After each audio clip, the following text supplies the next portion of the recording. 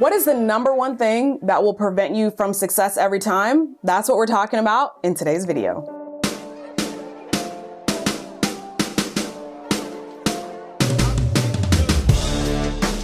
All right, welcome back. So this video is actually based on a conversation that I had with a client who's currently working with me inside of You've Got Clients. And I remember as we were having the conversation, I started paying attention to not only what she was saying, but how she was saying it. And what I realized is that when I started kind of looking deeper beyond what she was saying, I realized that she was getting stalled out by this one thing. And this is the one thing that will prevent you from success. And I shared it with her and I want to share it with you today. And that one thing is perfection. It's the idea that everything has to be perfect. And I tend to work with a lot of type A personalities. That's the type of person that I am. And so I tend to actually attract a lot of high achievers. I attract type A personalities, people who are ready to put in the work, who are willing to, work hard, work fast. And actually, sometimes I have to slow them down just a bit because there is a process that I've taken and the process that I take my clients through along the way. And it's not just doing the actual work. Sometimes it's waiting for that inspired action as well. But that's another video for another day. But I tend to attract type A personalities and people who are very excited to get started and they're ready to do it. I set them up and they knock them down and we work really well together. However, the problem comes in when my type A personalities start to kind of go back and fall back into their old habits of perfection. And, type A can also be equated with like A student, right? So I was an A student. I didn't have a 4.0 GPA, but I was fairly close and I was really a stickler about getting my assignments in, making sure that they were right. And I wanted everything to be perfect. The problem comes into play when you're trying to market your business and gain clients online. Marketing is more of a combination of the art and the science. And my type A personalities, those A students, we're really good with the science. We know, all right, we set up this funnel, connect it here, put this, these words on the page, send it on this date. That's the science of it. We're really good with that. And I can give you that. I can literally hand it to you.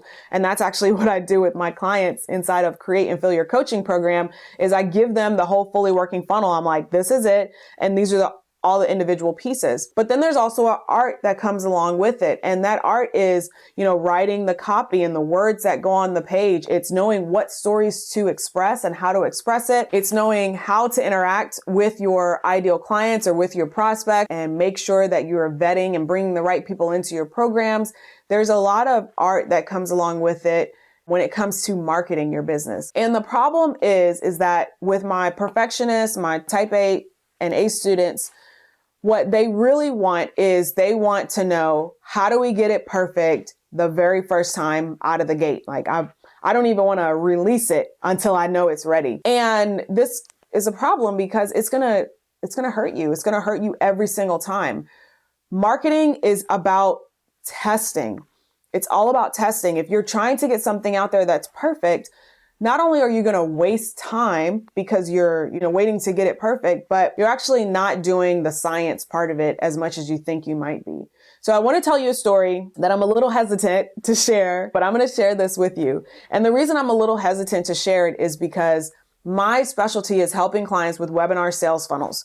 So if you're not familiar with a webinar sales funnel, all it is it's a special presentation. So like a live training, or it can be pre-recorded. And then there's a series of emails that go out after that with the call to action. That's really all it is. So I'm really good at helping my clients with webinar sales funnels, whether they're going to a phone call at the end of the webinar or whether they're going directly to a sale. One of my clients was able to use my webinar sales funnel process and she sold $18,000 worth of business in 14 days. And I will link that success call right now. And that is something that it's not typical for the average person, but the clients that I work with who are overachievers, type A personalities, these results happen all the time.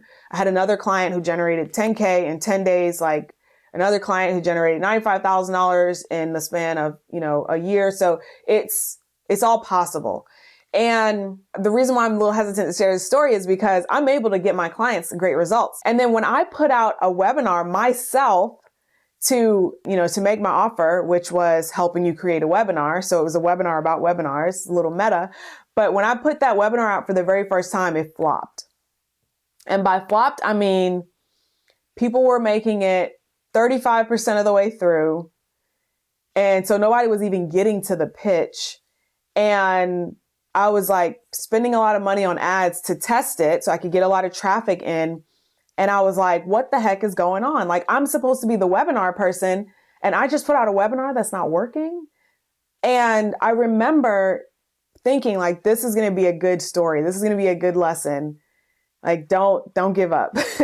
And so what I did was I was like, okay, well, what would I tell my client? Because this is what we do. Sometimes we put stuff out and it just doesn't work. So I was like, okay, well, I would look at my stats and start making data-driven decisions. And that's exactly what I did. So if you're putting on a webinar and you don't know how far people are going in it, then that's, you need that data point.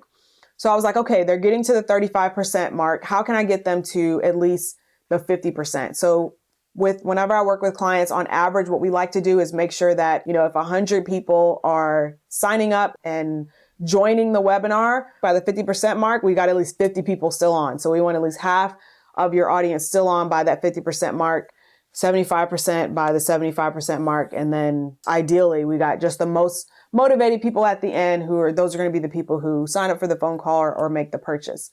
So I was like, okay, I've got to get from 35% to this 50%. So what can I do? So the first thing I did, I was like, okay, well, let me test just making it shorter, because let's say that, maybe they just reached the amount of time that they want to stay on it. And so I tested that first.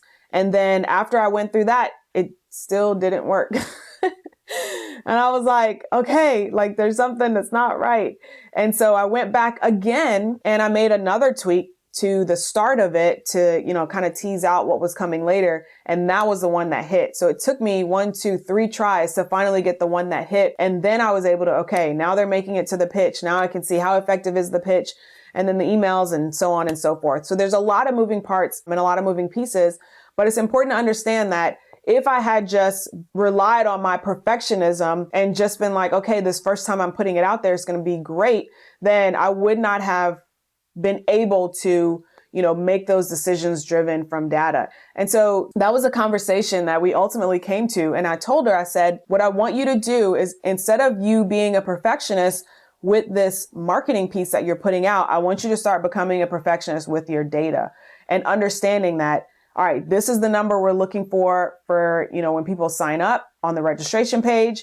And that's the percentage we're looking for. Now that I have the data, what is the data telling me and what can I change? Do you say data or data? Let me know, comment below. And then in the next step, all right, this is how many people are signing up for the webinar.